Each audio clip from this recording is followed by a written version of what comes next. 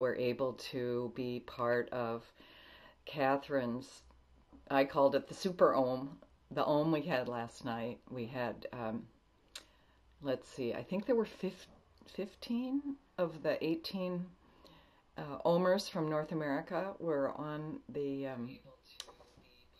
ohm. It was pretty awesome. I actually I wrote an email to Catherine. The energy, because everybody was on my screen and I was looking at my camera, which is right there, and I look at you, the energy was so intense I had to put a piece of paper to cover my screen, and then when it blacked out I just let it stay black because it was pretty powerful. So I think there were over 800 people on the call, which is pretty massive. So hopefully many of you got a blast of awakening last night, or whatever time it was for you in your country. And many of you were either supporting others who want to go to India, or you want to go to India, and that was part of your sadhana to do that. So I'm going to be rolling out. I'm actually going to be taking a trip as a coordinator, sponsoring. What are we called? We're called organizers, country organizers, and I'm going to be taking a group over for the March-April deepening, which I'm really looking forward to. So I'll be putting something out about that sometime soon. They're now going to be having the U.S. groups, much like all the other countries, where people don't come by themselves. They come with a group, and there's a coordinator, somebody who's coordinated the group and spoken to people ahead of time and is traveling with the group. So I think that's a really good idea. That's what I did with my group in June, July, and it was so wonderful to be together ahead of time and then to just touch hearts while we were going through the process. Anyway, hopefully many of you will end up in India this year if that's what you're being called to, and I spoke to that yesterday. So I'm going to double check and just make sure. I heard my sound, so I think everything's coming through fine, and people are on the call. Fabulous, fabulous. Wonderful. Inger, Evelyn, hi, hi, hi. And you all are getting to know each other. I love that. It's really sweet. Marga and Charlotte, family. Yes, we are family. Durga, hi Durga. She was with us. We did a super process last night. And actually, I'll send out the replay. I've got a link for that. Mother-daughter process. I did it with Kristen. And even if you can't come to the workshop, I think just if you're a woman, you might really benefit from just tuning into the replay and do the process with us. It was very cool. So I'll send that link out. Let's see, what else? Elena, a question. Germany's country guide, Vidya Karji, he's so great, about a new phenomenon last night. Bhagwan take phone calls in India, Sri Lanka, Taiwan, and other countries. Can you speak to... I don't know anything about that. About them taking phone calls. I know they do Skypes, and but I don't know anything about that. So that would be interesting if you maybe have the replay of your country guide. Anyway, love to know about it. Maybe we'll hear about it through our trainer group. Bruce, okay, people. Very cool. Bonnie. David, Annette, Madhuri, Cheryl, hi, hi, hi. I'm just looking to see if the phone call process was very deep. It was great. Oh, thanks, Evelyn. You were on the call. Yeah, it was nice to have you there. Actually, Kristen said after we got off, I called her. She said, I think I'm going to have to do that process. So we're moving this week. I want to really give the mind a little preparation for the 4-basket process, which I'm going to be putting out tomorrow, probably late tomorrow afternoon, so people can actually have the experience for themselves over the weekend. And you could create a sacred space. You can make a place where you can lie down and be in Shavasana, which is lying on your back and just palms up, just allowing the energies to saturate every aspect of the body being. And I'm really suggesting that people give themselves 2 hours to do it. It's not going to be 2 hours as a recording, but I'll intersperse some music in there so that you can really be with the process for yourself. And what I've been doing this week is starting Tuesday and yesterday, today and tomorrow, is giving you a little framework for those of you who haven't had this process. Most of us have been doing this in our trainer courses, but if you were initiated a long time ago, that may not have happened for you. Also, they do a very, very intense process like this in India, which we're not going to do. We're going to do like the first level of this 4-basket process. So I encourage you, if you're just tuning in today for the first time, to go back to the archives for Tuesday and Wednesday of this week and listen to the first 20 minutes. Receive the Awakened Diksha. Why not? And get the blessing, because people have been giving that with me on the call. And really get yourself tuned in. Allow the energies to move. So today what I want to look at is the 3rd basket. And just a quick overview. First basket, from the point of conception to 2 to 3 months. Laid back, very unstable condition, very just kind of, the world is doing it to me.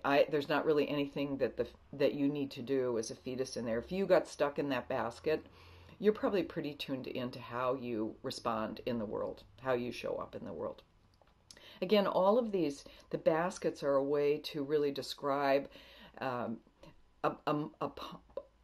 process in everyone's experience. We all went through this birth process in some way. And for most of us, for many of us, there was a kind of a kink in the garden hose at some point, and we got stuck, either traumatized in the process. Our mother had difficult experience, and because we were there, we experienced that. So the idea with this, going through this process, is not so much for you to remember all the details of it, but rather for the divine to show you if you had an incomplete experience or traumatic experience or something, really way off the chart in the time from conception all the way through your coming out 6 hours after you were being delivered.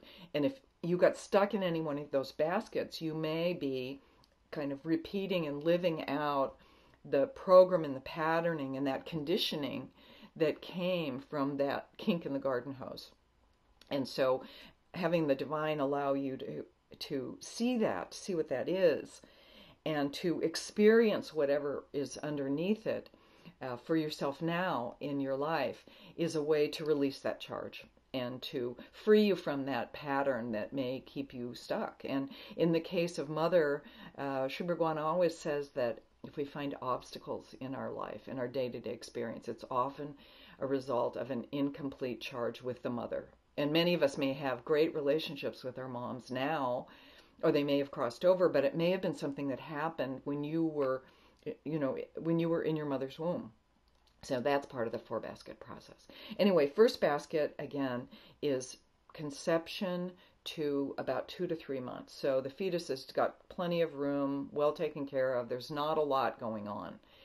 The second basket is the time from that 2nd or 3rd month to just before delivery. So just before the contractions start, just before the baby's turning. And that's a pretty intense time because there's lots of hormonal changes in the mother's body, which are affected by the child. You're growing and you're getting really large. That's the time that, as an imprint, we could find ourselves getting in a sort of state of hopelessness or depression. So you can listen to the webcast and find out more about that. So today we're going to talk about the 3rd basket. And for many people, the 3rd basket is a huge problem. I'll just use the word because it's there. This, for a natural childbirth, just know what stress is happening on the baby. I Googled yesterday because I thought, I'm going to see about some images of the 3rd basket. They weren't anything I want to put up on the screen at the end of our OM. They were pretty stressful. The baby gets turned. The baby turns.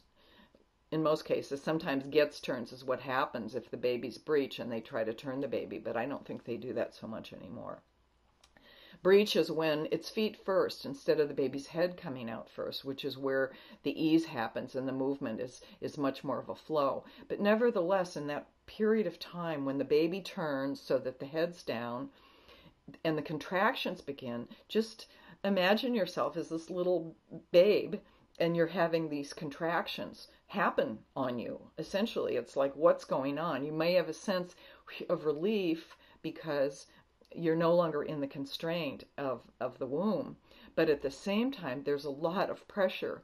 There's pressure and then there's no pressure. And perhaps for the child, and of course, I mean, I don't know about you, but I don't remember. And I was cesarean section, so I didn't have that pressure back, the kind of struggle and the pressure that happens in a normal delivery. What they've said is this pressure and release is actually something that when we go through that experience of the third basket, of the delivery process, a natural, normal, and natural could be for some of us drugs. Our mother got drugged because that's how they used to do it. So notice if that's a part of your experience of third basket. When you feel you feel the constraint, you feel the struggle, drugs come so that you don't feel it anymore. But what they were saying at Oneness was that the actual experience of dealing with this contraction release, this kind of struggle in our life, is part of what we as human beings experience, isn't it? I mean, it may not be in a physical form, but there are times we feel emotionally constrained, or we feel like we're struggling with something, and then it lets up. So how we deal with that, for some of us, is an imprint from that third basket experience. And again, just a reminder, the experience is your experience that you had at the subconscious level. Perhaps you weren't, you're not remembering it per se, but it was also your mother's experience. So you had that as well. That, when we talk about ancestral karma, we're going directly back through the line of the mother. So it's your mother, and then it's back through your grandmother and your grandmother's grandmother. And so what your mother was experiencing and what she was feeling during that time, and your father, if he was there, how he was imprinting that experience of that delivery. So this third basket is a pretty key piece for all of us. And not to say that we all have like traumatic imprints from it, but the third basket experience is going to give you some manner of conditioning in how you respond to difficulties in life, to challenges in life. And one of the things that they say is if someone got stuck in this third basket, they could often be a person who came out with a mindset of life is hard. Life is a struggle. I can do it, but everything I do, I have to like really, really, really work hard in order to make this happen. And if you think about it, the whole process of that labor and delivery, the baby isn't necessarily doing the struggle, but it may feel like you are, because the process is happening, in a sense, automatically through the mother's body and through the way the divine has orchestrated this, the divine intelligence. But we feel we have to struggle, and that's what can happen in the third basket. So somebody who might be stuck in the third basket could be somebody who just like, I'm going to make this work no matter what. Everything is really hard, and they just assume it's going to be hard before they even start. And you know who you are if that's how your life is. If that's how your life is. The difference between that being kind of traumatized in that basket, or even just the experience of that, and someone being in the second basket where there's this kind of sense of hopelessness and despair because you're stuck there. It's before the delivery happens, and you're just like struggling because you want to get out. The difference in the conditioning and the way a person might show up in that second basket is they might be somebody who gives up before they even start. So that's that sort of depression quality where, you just think you're never going to be able to do it, so you just don't even try.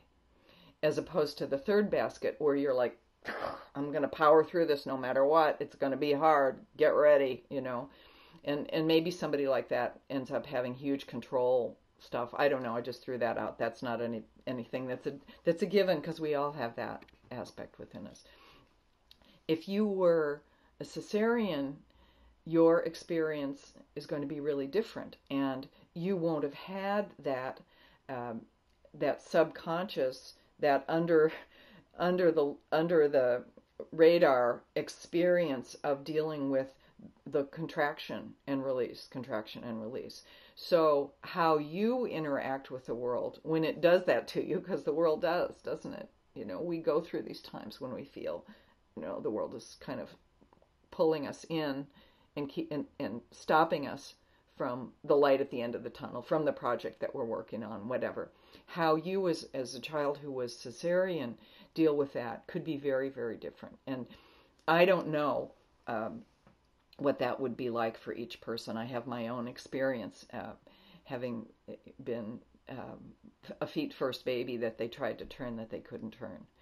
But I really trust that when you do the process, when each of you do this process, that your divine is going to show you, because that's what we're doing here. We're asking. It's a very much intuitive experience. It's a deep experience of the divine. It's not on the level of the conscious mind. So we'll let the divine share with you whatever that is, and then you may see some patterns in how you show up when you face difficult situations, or when you're working on a project and you've got a goal in mind, because the goal of that baby, call it a goal, it's life, it's making it out and coming into this new realm, which is our fourth basket. We'll talk about that tomorrow. Anyway, I think I've talked enough. It's 17 minutes. I'm always amazed I can talk for so long. Anyway, I want to see if I have a question. I know I had one from yesterday. There's Sudha. Hey, Sudha's here. This Monday, this Monday. Right, even though if you hold mobile near Sri Murti, Bhagwan starts speaking. Oh, okay, so maybe somebody knows about Amma Bhagwan comes out live from Sri Murti. Sudha, hi Sudha. Sudha's in India. So she's maybe telling us about this thing. Amma Bhagwan comes out live from Sri Murti and or talk with a real voice. Are out walking, eating for real with the devotees now. It's spreading fast. A guide and Bhagwan told us in a darshan this Monday. Wow. Well, these are the kind of miracles that happen for people. We've heard about Bhagwan coming out of the Srimurti, but, it's really interesting because I prayed exactly for that this morning, and I put it in my prayer notebook. I'm not somebody who hears voices, and I actually prayed specifically that my Amma Bhagwan would speak to me and that I would hear them, not just feel them and sense them. So I'm excited. That's how the divine works. That's so the divine hand that I'm getting this message from you, Sudha. Oh, so great. Okay. So Elaine has a question. Is it possible to be stuck in all of the baskets? How does that show up in a person's life? They normally say that you might have a kink in a couple of the baskets. I mean, maybe there are qualities that are where we've had these experiences. So yes, it could be that they've left an imprint in all of our life. But most likely, when you do this process, one or two of them will give you an aha that you'll have to say, whoa, I see how this is like in my life. I'm always feeling like everything is going to be so hard. Please, divine, heal that for me. And we'll go through a process when we do the 4-basket process where you get a rebirthing kind of experience. So you can heal these charges. But all 4 of them, that would be pretty tough. So it's a miracle Bhagwan has started to speak on the phone through Sri Murti. It's so great. Thing is happening these days in India. Okay, so I'm going to see. So everybody's getting that information. They come into your home when you call. Somebody's going to send an email. Send it to me and I'll send it out, Elena. That would be super. Love, love, love that. Okay, so, hey, Bruce, hi. So, let's see if we have any little other insights on this. Bum, ba-dum, bum, bum. Sudha, thank you for sharing that. Okay, Sudha, you're right. Even though you hold mobile near Srimurti, they start speaking. Oh, my gosh. Okay, Bonnie, positive use of the internet. It's true. Can you be stuck in more than one? So, Cheryl, I think I answered that question. Awesome. I'm so excited to hear, because I've heard Bhagwan, and we hear Bhagwan on the videos, and to be able to speak directly to our Amma Bhagwan through our mobiles. Oh well. So what we're going to do now, I'm pretty excited about all that's happening. I mean, the internet is such a grace that we can connect, and I feel so connected to many of you. And some of you I've met in person, but others of you I just know, I see your names there, and I just love you.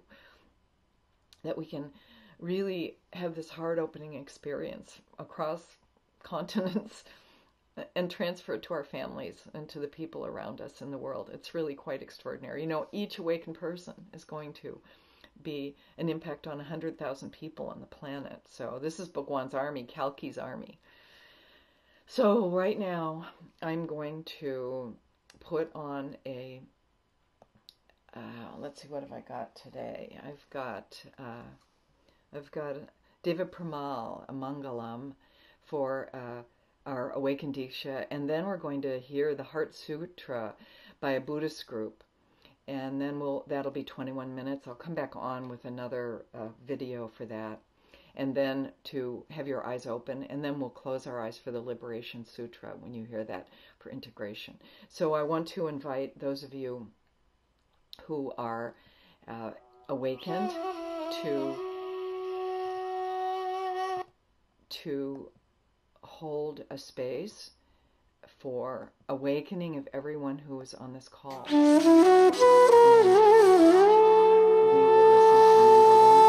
Mangalam and Diksha. Namaste, everyone.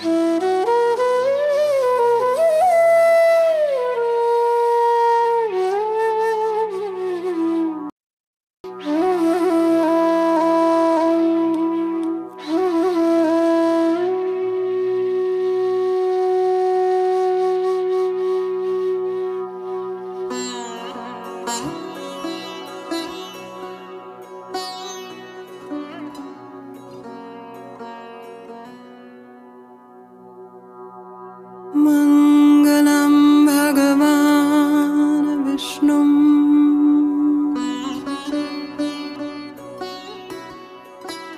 Mangalam Garuda Dhwajra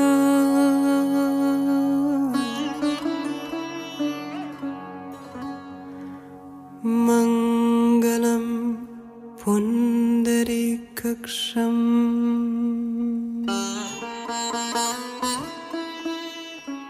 Mangalaya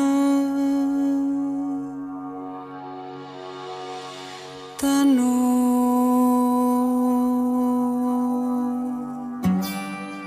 Hari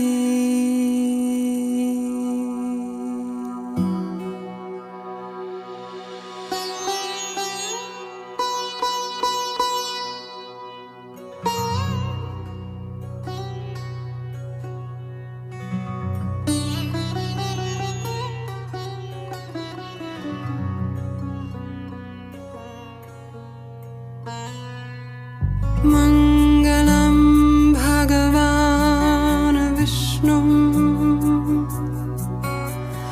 Mangalam Garuda Dhwajra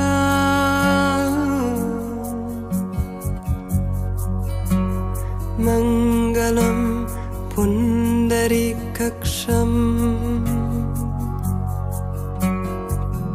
Mangalaya Tanu Hari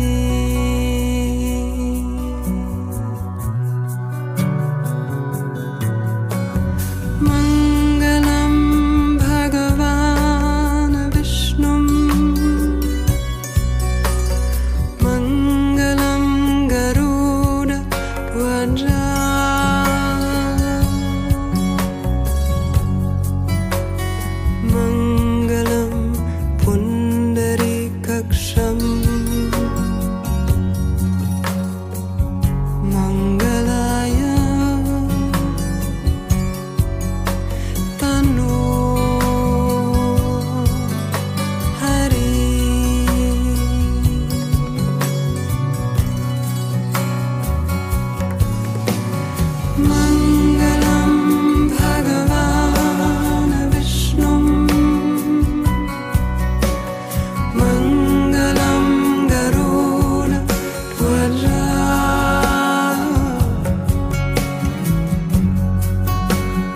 Mangalam Pundarikaksham Mangalaya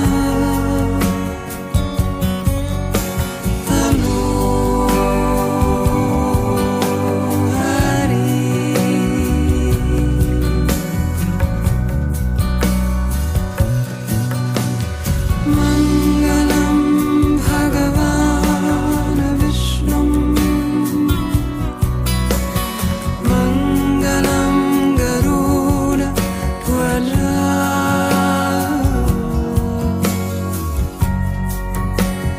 Mangalam Pundarikaksham Mangalaya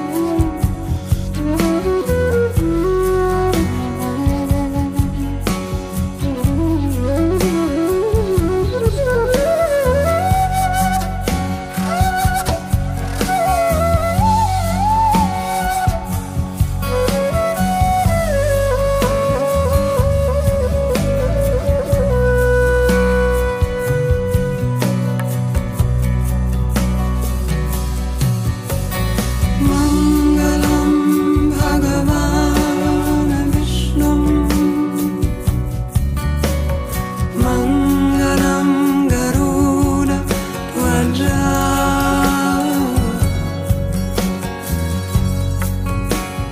Mangalam Pundarikaksham Mangalaya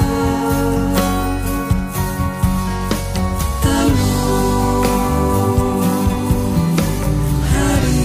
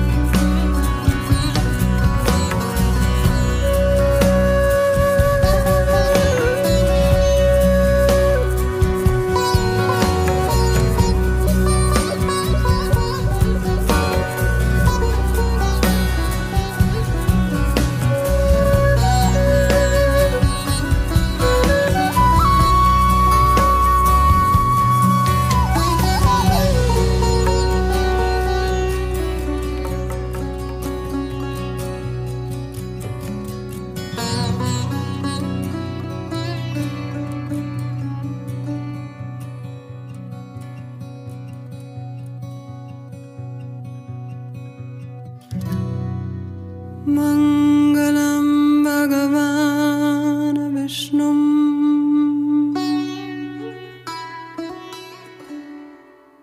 Mangalam Garuda Vajra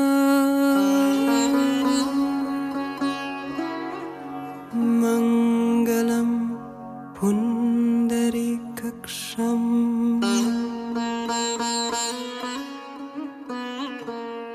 Mangalaya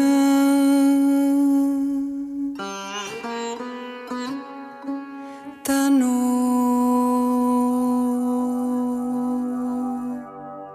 Hari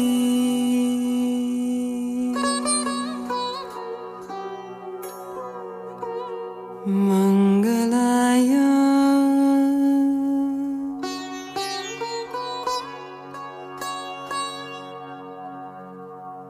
Tanu